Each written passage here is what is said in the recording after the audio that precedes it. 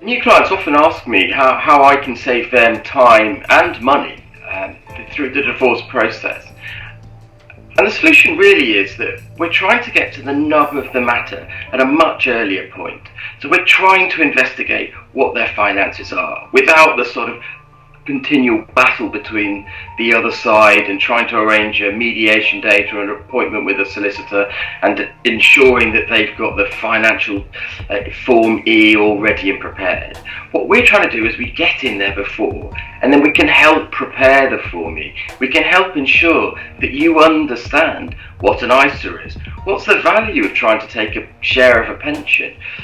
Can you afford that mortgage? Before you go into the mediation session or the session with your lawyers, and then start to have those conversations, where actually it might not be apparent at that point as to whether or not you can afford it, you do need it, it makes sense for you to drive for a share of it, what have you. And that's really helpful because it saves so much time and backwards and forwards between different parties, re-explaining and seeking greater clarity in the process. We base a lot of our financial plans on the cash flow analysis and the cash flow forecasting that these plans provide.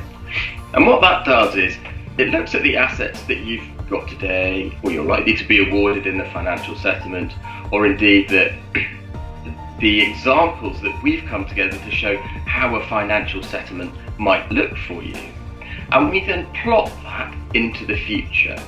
So you can see, well, if I don't take any share of this pension, but I do take the family home, that's okay because I can just about afford the mortgage, but I'm going to have no money to pay into a pension, and therefore by the time I get to retirement age, I'm going to find life a little bit tricky. And we can compare that to, look, perhaps you take the hard decision, perhaps you do sell the family home and you downsize. But in doing so, we can also claim part of your other half's pension.